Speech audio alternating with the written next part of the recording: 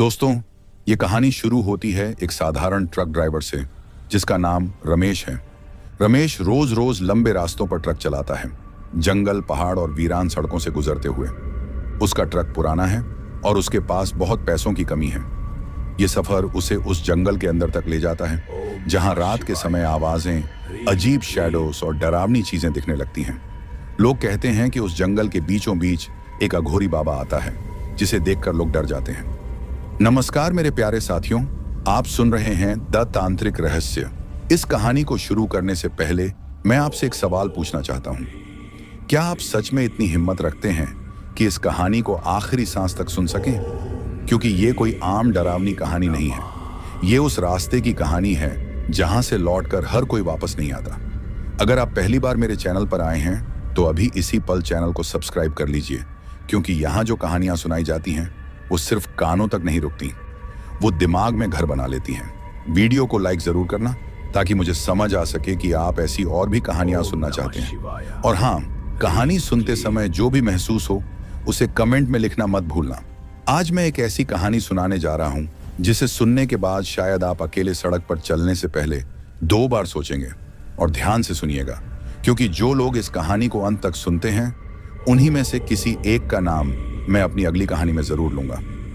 लेकिन ये नाम वही होगा जिसने सच में आखिरी तक सुना होगा।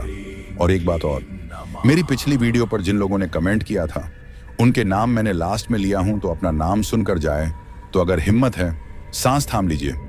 कहानी शुरू हो रही है। एक रात जब रमेश सड़कों पर थका हारा ट्रक चला रहा था, अचानक उसके ट्रक का इंजन बंद हो गया। चारों ओर अंधेरा था, हवा में ठंडी ठंडी खनक थी। तभी उसे एक लंबे काले वस्त्र पहनने वाला बाबा दिखाई दिया। उसकी आंखें चमक रही थीं, हाथों में बर्तन और जला हुआ धुआं। बाबा ने रमेश से कहा, तुम थक चुके हो, चलो मैं तुम्हें एक अद्भुत शक्ति दिखाता हूं। रमेश ने डरते डरते पूछा, कौन हो आप? किस शक्ति की बात कर रहे हो? बाबा ने मुस्कुराते हुए कहा, अघोरी मैं, और मैं तुम्हें दे सकता हूं वो शक्ति जो मौत को भी मात दे दे। बाबा ने रमेश से कहा कि वह पिशाच सिद्धि दे सकता है, यानी एक ऐसी शक्ति जिससे इंसान रात को अंधेरे में भी डर को महसूस न करे, जिससे इंसान अजीब आवाजें, आत्माएं, पिशाच सब देख सके और उनसे बिना डर के सामना कर सके। रमेश घबरा गया, लेकिन बाबा की बातों में कुछ अजीब सी सनसनी थी। बाबा ने कहा, पर शर्त है, तुम अपनी आत्मा का एक हिस्सा मुझे दे दो। रमेश डर गया, लेकिन उसने सोचा कि अगर सच में उसे यह शक्ति मिल जाए तो वो जो रात रात भर अकेला ट्रक चलाता है वो डर से आजाद हो जाएगा। सो उसने बाबा की शर्त मान ली। बाबा ने एक अजीब मंत्र पढ़ा, ऐसी आवाज जिसमें हवा के सरसराने की धुन थी, और अचानक रमेश के अंदर एक गरज सी ऊर्जा जाग गई। अब वह रात के अंधेरे में भी चुपचाप चल सकता, किसी अजीब सी आवाज को सुन सकता और शैडोज को समझ सकता। लेकिन जैसे जैसे रात बढ़ती गई, रमेश को लगा कि अब उसे सिर्फ शक्ति नहीं मिली है, बल्कि अंधेरी दुनिया की चेतावनियां भी उसके करीब आ गई हैं। उसकी आंखों में अब वो अंधेरी आत्माएं दिखने लगीं जो न तो जिंदा थीं और न मार चुकी थीं। वे बस उसके पीछे पीछे चलने लगीं। अब रातें उसके लिए डरावनी नहीं रहीं, वो तो अब खुद डर बन गया था। रात के अंधेरे में ट्रक का इंजन फिर चालू हो गया, पर रमेश अब पहले जैसा नहीं रहा। उसके आंखों में एक अजीब चमक थी, उसके कदम भारी और शांत थे, और उसके अंदर अब एक अपरिचित शक्ति और डर दोनों थे। लोगों ने कहा कि रमेश अब रात में अकेले घूमता, जंगलों में अंधेरा बुलाता और अजीब आवाजें करता। कुछ लोग कहते हैं कि अगर आप रात को इस सड़क से गुजरें तो आपकी झिलमिल आंखों के सामने एक ट्रक आता है जिसके ड्राइवर की आंखों में पिशाच की पलकें चमक रही होती हैं, और उसकी आवाज कहती है। रमेश को यह बात समझ में आने में ज्यादा वक्त नहीं लगा कि उस रात जंगल में जो कुछ हुआ था वो सिर्फ एक मुलाकात नहीं थी, बल्कि उसकी जिंदगी का सबसे बड़ा मोड़ था। जैसे जैसे ट्रक अंधेरी सड़क पर आगे बढ़ रहा था, वैसे वैसे उसके कानों में अजीब अजीब आवाजें गूंजने लगीं। कभी किसी के रोने की, कभी हंसने की, और कभी ऐसा लगता जैसे कोई बहुत पास खड़ा होकर उसका नाम फुसफुसा रहा हो। पहले रमेश डरता था, लेकिन अब उसके चेहरे पर डर नहीं, बल्कि एक अजीब सी शांति थी। उसकी आंखें सड़क पर नहीं, बल्कि उन परछाइयों पर थीं जो सड़क के किनारे किनारे उसके साथ चल रही थी। उसे साफ दिख रहा था कि पेड़ों के पीछे कुछ खड़ा है, कुछ ऐसा जो इंसान नहीं था। उसने पहली बार ब्रेक लगाया और ट्रक रोक दिया। सामने सड़क के बीचों बीच एक औरत खड़ी थी। उसके बाल चेहरे पर बिखरे हुए थे, पैर जमीन को छू नहीं रहे थे और उसकी गर्दन अस्वाभाविक तरीके से एक तरफ मुड़ी हुई थी। पहले रमेश होता तो डर के मारे ट्रक से उतरने की हिम्मत भी नहीं करता, लेकिन आज वो आराम से नीचे उतरा। उस औरत ने धीरे धीरे सिर उठाया और उसकी आंखों में देखा, और तभी रमेश के कानों में वही आवाज गूंजी, तू भी अब हमारा है। रमेश के होंठ अपने आप हिले और उसके मुंह से निकला, मुझे पता है। वो औरत मुस्कुराई, लेकिन वो मुस्कान इंसानी नहीं थी। अगले ही पल वो हवा में घुल गई, जैसे कभी वहां थी ही नहीं। रमेश वापस ट्रक में बैठा और इंजन स्टार्ट किया। दिल की धड़कन तेज नहीं थी, सांसें टूटी हुई नहीं थी। ऐसा लग रहा था जैसे ये सब अब उसके लिए आम बात हो गई हो। धीरे धीरे रमेश में बदलाव आने लगा। दिन में वो चुपचाप रहता, किसी से ज्यादा बात नहीं करता, लेकिन रात होते ही उसके अंदर कुछ जाग जाता। उसे नींद नहीं आती थी, उसे भूख नहीं लगती थी, लेकिन उसे अंधेरे में बाहर निकलना अच्छा लगने लगा था। एक रात जब वो हाईवे पर खड़ा था, उसने देखा कि सामने से एक बाइक आ रही है। बाइक अचानक लड़खड़ाई और सड़क के किनारे गिर गई। रमेश ट्रक से उतरा। बाइक चलाने वाला लड़का जमीन पर तड़प रहा था, उसके मुंह से खून निकल रहा था। लड़के ने रमेश की तरफ देखा और कांपती आवाज में बोला, भैया मदद कर दो। रमेश झुका, लेकिन मदद के लिए नहीं। उसकी आंखों में वही अजीब चमक थी। उसके कानों में फिर से फुसफुसाहट शुरू हो गई, ले ले जो तेरा है। अगले दिन सुबह जब लोग उस सड़क से गुजरे तो उन्हें बाइक तो मिली, लेकिन बाइक चलाने वाला नहीं। पुलिस आई, खोजबीन हुई, लेकिन कोई सुराग नहीं मिला। बस सड़क के किनारे कुछ अजीब से निशान थे, जैसे किसी ने नाखूनों से जमीन को कुरेदा हो। कुछ हफ्तों बाद उस रास्ते पर रात में चलने वाले लोग एक बात बताने लगे। वो कहते थे कि उन्हें दूर से एक ट्रक की आवाज सुनाई देती है। ट्रक पास आता है, हेडलाइट जलती है, लेकिन ड्राइवर का चेहरा साफ नहीं दिखता, बस आंखें दिखती हैं, चमकती हुई, बेजान। और फिर वही आवाज आती है, अगर डरते हो तो रास्ता बदल लो। कहते हैं जो नहीं बदलते वो कभी वापस नहीं आते।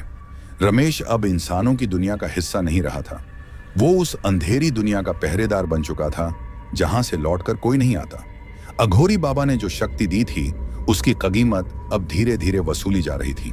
और सबसे डरावनी बात यह है, आज भी अगर आप उस हाईवे से आधी रात को गुजरें और आपका वाहन अचानक बंद हो जाए और अंधेरे में कोई आपके कान के पास आकर धीरे से बोले, डरो मत, मैं रमेश हूं। रमेश का नाम अब लोगों की जुबान पर आने लगा था, लेकिन कोई उसका चेहरा ठीक से याद नहीं कर पाता था। जो भी उस सड़क से बचकर लौटा, उसके शब्द एक जैसे थे।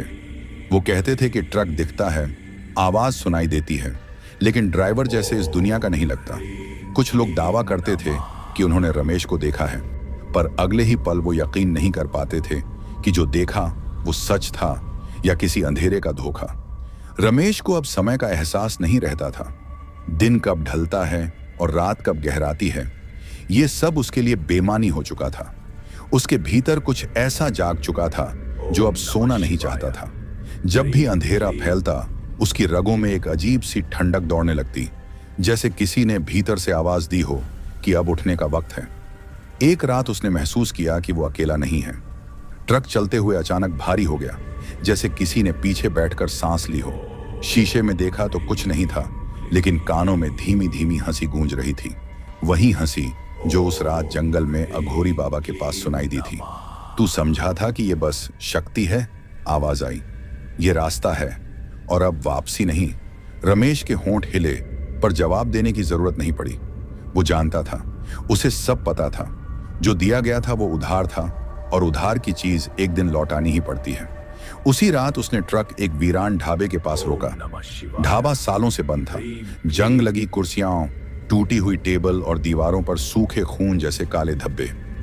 रमेश वहां पहले भी कई बार रुका था, लेकिन कभी अंदर जाने की हिम्मत नहीं हुई थी। आज उसके कदम अपने आप आगे बढ़ गए। अंदर जाते ही हवा ठंडी हो गई। ऐसा लगा जैसे किसी ने सांस रोक ली हो। तभी उसे कोने में एक बूढ़ा आदमी बैठा दिखाई दिया। उसकी आंखें खाली थीं, जैसे उनमें जान ही ना हो। बूढ़े ने सिर उठाकर कहा, तू देर से आया है। रमेश रुक गया। तू मुझे जानता है? बूढ़ा हंसा। यहां सब तुझे जानते हैं। तभी रमेश को एहसास हुआ कि ढाबे की दीवारों पर जो धब्बे हैं वो कोई साधारण निशान नहीं थे। वो चेहरों जैसे थे, दर्जनों चेहरे, चीखते हुए, जमे हुए। बूढ़े ने धीरे से कहा, ये सब वही हैं जो तेरे रास्ते में आए। रमेश की आंखों में जरा भी डर नहीं था, बस एक सवाल था, अंत कब है? बूढ़े ने अपनी उंगली रमेश के सीने पर रख दी। जब तू खुद किसी और को अपनी जगह खड़ा कर देगा। उस रात रमेश पहली बार हंसा, लेकिन वो हंसी इंसानी नहीं थी। ढाबे की बत्तियां अपने आप जल गईं और फिर एक एक करके बुझने लगीं। जब आखिरी रोशनी बुझी तो ढाबा फिर से वीरान हो चुका था, जैसे वहां कभी कोई आया ही ना हो। अगले दिनों में हादसे बढ़ने लगे, लोग गायब होने लगे। पुलिस आई, जांच हुई, लेकिन हर बार मामला ठंडा पड़ गया। कैमरों में सिर्फ धुंध दिखती थी, मोबाइल की रिकॉर्डिंग में सिर्फ हवा की आवाज और एक फुसफुसाहट। रुक मत। एक रात एक लड़का उस सड़क से गुजर रहा था। नया ड्राइवर था, पहली बार लंबा रास्ता तय कर रहा था। ट्रक अचानक बंद हो गया, मोबाइल में नेटवर्क नहीं था। तभी पीछे से किसी ने कंधे पर हाथ रखा। लड़का डर के मारे पलटा। सामने रमेश खड़ा था, वही शांत चेहरा, वही खाली आंखें। डरो मत, रमेश ने कहा, मैं भी कभी यहीं फंसा था। लड़के की आंखों में उम्मीद जागी। तो आप मदद करेंगे? रमेश ने आसमान की तरफ देखा। अंधेरा मुस्कुरा रहा था। मदद? उसने धीरे से कहा, या मुक्ति? और उसी पल हवा तेज हो गई, पेड़ झुक गए, सड़क कांप उठी। सुबह जब लोग वहां पहुंचे तो उन्हें एक बंद ट्रक मिला। ड्राइवर की सीट खाली थी और साइड मिरर पर उंगलियों से लिखा हुआ एक नाम था, रमेश। कहते हैं उस रात के बाद से रमेश दिखाई देना बंद हो गया, लेकिन सड़क अब भी वही है। ट्रक अब भी कभी कभी सुनाई देता है और अंधेरे में अब एक नई आवाज गूंजती है, मैं आ गया हूं। उस आवाज के बाद जैसे पूरी सड़क ने सांस रोक ली थी। हवा थम गई थी, झींगुरों की आवाज भी कहीं खो गई थी। जो लोग उस रास्ते से गुजरते थे उन्हें लगता था कि अब सब खत्म हो गया है, लेकिन असल में कहानी वहीं से और गहरी होने लगी थी। रमेश तो दिखाई देना बंद हो गया था, मगर उसका होना अब भी महसूस किया जा सकता था, जैसे अंधेरा किसी इंसान का रूप ले चुका हो। कुछ महीनों बाद उसी हाईवे के पास एक छोटा सा गांव था, जहां रात में अजीब घटनाएं शुरू हो गईं। लोग कहते थे कि आधी रात के बाद उनके दरवाजों पर कोई दस्तक देता है, लेकिन बाहर निकलने पर कोई नहीं होता। बस सड़क की तरफ जाती हुई टायरों की आवाज सुनाई देती थी। गांव के बूढ़े कहते थे कि ये कोई आम आत्मा नहीं है, ये वही है जो रास्तों का मालिक बन चुका है। एक रात गांव के मंदिर में पुजारी ने सपना देखा। उसने देखा कि वही अघोरी बाबा धुएं के बीच खड़ा है, उसकी आंखें जल रही हैं। बाबा ने कहा कि शक्ति कभी अकेली नहीं रहती, वो फैलती है, और अब जो बंधन रमेश ने स्वीकार किया था वो टूटने वाला नहीं है, बल्कि आगे बढ़ने वाला है। पुजारी नींद से घबराकर उठा। उसके माथे पर पसीना था और कानों में वही फुसफुसाहट गूंज रही थी। अगले दिन से गांव के पास वाले रास्ते पर नए निशान दिखने लगे, जैसे कोई भारी चीज रोज रात में वहां से गुजरती हो, लेकिन कोई ट्रक दिखाई नहीं देता था। बस जमीन पर गहरे पहियों के निशान और आसपास अजीब सी ठंडक। जो भी उन निशानों को छूता उसे कुछ पलों के लिए ऐसा लगता जैसे किसी ने भीतर से उसकी आत्मा को खींच लिया हो। उसी गांव में एक युवक था, नाम था मोहन। उसे डर की कहानियों पर यकीन नहीं था। उसने ठान लिया कि वो सच जानकर रहेगा। एक रात वो उसी सड़क पर अकेला निकल पड़ा। मोबाइल की टॉर्च, दिल में थोड़ी घबराहट और दिमाग में ढेर सारे सवाल। जैसे ही वो उस मोड़ पर पहुंचा जहां से हादसे शुरू होते थे, उसकी टॉर्च अपने आप बुझ गई। अंधेरे में उसे कदमों की आहट सुनाई दी, भारी, धीमी और जानबूझकर करीब आती हुई। मोहन पीछे हटा, लेकिन उसकी पीठ किसी ठंडी चीज से टकरा गई। उसने मुड़कर देखा तो सामने ट्रक नहीं था, बस एक साया था, इंसानी आकार का, लेकिन जमीन पर उसकी परछाई नहीं थी। तू मुझे ढूंढ रहा था? आवाज आई। मोहन का गला सूख गया। तुम कौन हो? साया थोड़ा करीब आया। अब चेहरा साफ दिख रहा था, वही आंखें, वही जमी हुई शांति। रमेश। लेकिन अब उसमें कुछ और भी था, जैसे कई आवाजें एक साथ उसके अंदर बोल रही हों। मैं रास्ता हूं, रमेश ने कहा, और जो रास्ता बन जाता है वो कभी मिटता नहीं। मोहन भागना चाहता था, लेकिन उसके पैर जैसे जमीन में धंस गए हों। उसके कानों में फुसफुसाहट तेज होती चली गई। उसे अपने आसपास और भी साए दिखने लगे। वो सब लोग थे जो कभी इस सड़क से लौटकर नहीं आए थे। सुबह गांव वालों को सड़क किनारे मोहन की टॉर्च मिली। मोबाइल टूटा हुआ था और पास की मिट्टी पर उंगली से लिखा था डरावने टेढ़े अक्षरों में एक ही वाक्य, अब तुम समझ गए हो। उस दिन के बाद से गांव के लोग शाम ढलते ही अपने दरवाजे बंद कर लेते हैं। कोई उस सड़क की तरफ नहीं देखता, क्योंकि कहते हैं कि अगर आप देर तक उस अंधेरे को घूरते रहे तो अंधेरा भी आपको पहचान लेता है। और सबसे भयानक सच ये है कि रमेश अब अकेला नहीं है। हर कुछ सालों में कोई नया नाम जुड़ जाता है, कोई नया चेहरा, कोई नई आवाज। रास्ता अब सिर्फ रास्ता नहीं रहा, वो एक भूखी परछाई बन चुका है जो इंतजार करता है अगली गलती का, अगले अकेले कदम का। अगर कभी आपकी गाड़ी रात में अपने आप रुक जाए और हवा अचानक ठंडी हो जाए तो पीछे मुड़कर मत देखिएगा, क्योंकि हो सकता है जो आपको मदद के लिए बुला रहा है वो अब इंसान ना हो। उस रात के बाद गांव में कोई खुलकर बात नहीं करता था, लेकिन डर हर किसी की आंखों में साफ दिखाई देता था। बच्चों को जल्दी सुला दिया जाता, बूढ़े लोग दीपक जलाकर बैठते और जवान लोग खामोशी से दरवाजों पर ताले झांचते रहते। सड़क अब भी वहीं थी, लेकिन वो सड़क नहीं रही थी, वो एक सवाल बन चुकी थी। ऐसा सवाल जिसका जवाब जानने की हिम्मत किसी में नहीं थी। समय बीतता गया, लेकिन घटनाएं थमी नहीं। कभी किसी के सपने में इंजन की आवाज आती, कभी किसी को लगता कि कोई उसके नाम से पुकार रहा है। कई लोग कहते थे कि उन्होंने आधी रात को अपने आंगन में ट्रक की हेडलाइट की रोशनी देखी है, लेकिन बाहर निकलते ही सब गायब। सिर्फ मिट्टी में पहियों के निशान रह जाते, जो कुछ देर बाद अपने आप भर जाते थे। एक दिन गांव में एक साधु आया, साधारण कपड़े, शांत चेहरा, लेकिन आंखों में गहराई। उसने सड़क की तरफ देखते ही कहा कि यहाँ कोई बंधा हुआ है, पर जंजीरों से नहीं, इच्छा से। गांव वालों ने उसे सब बताया, रमेश का नाम, अघोरी बाबा और वो रास्ता। साधु ने आंखें बंद की और देर तक चुप रहा। फिर बोला कि ये श्राप ऐसा नहीं है जिसे तोड़ा जा सके, ये ऐसा रास्ता है जिसे पूरा किया जाता है। उस रात साधु अकेला सड़क की तरफ गया। किसी ने उसे रोकने की हिम्मत नहीं की। दूर से लोगों ने देखा कि अंधेरा जैसे सिमट कर उसके चारों ओर जमा हो गया हो। हवा चलनी बंद हो गई। फिर बहुत देर तक कुछ नहीं हुआ। जब लोग सुबह वहां पहुंचे तो साधु नहीं मिला। सिर्फ सड़क के किनारे एक लकड़ी की माला पड़ी थी, जली हुई, और उसके पास उंगली से लिखा हुआ एक और वाक्य, हर कोई मुक्त नहीं होना चाहता। अब कहानी सिर्फ गांव तक सीमित नहीं रही। दूर दूर के इलाकों में भी लोग वही अनुभव बताने लगे। अलग अलग सड़कें, अलग अलग रातें, लेकिन आवाज वही। कोई कहता कि उसे मदद का भरोसा दिया गया, कोई कहता कि उसे रास्ता दिखाने की बात हुई। सबकी शुरुआत एक जैसी थी और अंत भी। रमेश अब किसी एक जगह का नाम नहीं था, वो एक पहचान बन चुका था। एक साया जो उन लोगों को ढूंढता था जो थके हुए थे, डरे हुए थे, या किसी और ही रास्ते पर जाना चाहते थे। जो जितना ज्यादा अकेला होता, उसे उतनी ही साफ आवाज सुनाई देती।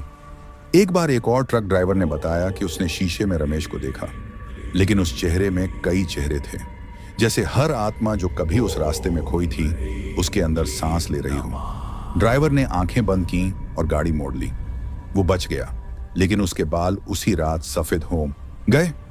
कहते हैं कि रमेश अब सवाल नहीं करता, वो सिर्फ देखता है, इंतजार करता है, क्योंकि हर रास्ते पर कोई ना कोई ऐसा जरूर मिलता है जो रुक जाता है, जो पीछे मुड़कर देख लेता है, या जो मदद की उम्मीद में अंधेरे पर भरोसा कर लेता है।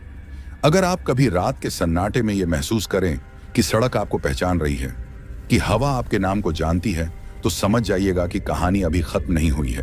क्योंकि कुछ कहानियां सुनाने के लिए नहीं होती, उन्हें जीना पड़ता है। और जब अगली बार इंजन अपने आप बंद हो जाए और अंधेरा बहुत ज्यादा शांत हो जाए, तो याद रखिएगा, हर आवाज जो मदद का वादा करे इंसान की नहीं होती। अगर आप यहां तक पहुंच गए हैं तो इसका मतलब है कि आपने ये कहानी बीच में बंद नहीं की। शायद आपने डर को महसूस किया, शायद आपने अंधेरे को बहुत पास से देखा। अब मैं ये जानना चाहता हूं कि क्या आप सच में आखिरी तक मेरे साथ थे या नहीं। इसलिए कमेंट में सिर्फ एक छोटा सा जवाब दीजिए। बताइएगा कि उस वीरान सड़क पर सबसे आखिरी बार किसका नाम लिखा गया था। जिसने सही जवाब दिया, मैं समझ जाऊंगा कि उसने ये कहानी पूरी सुनी है, बिना रुके, बिना डरे।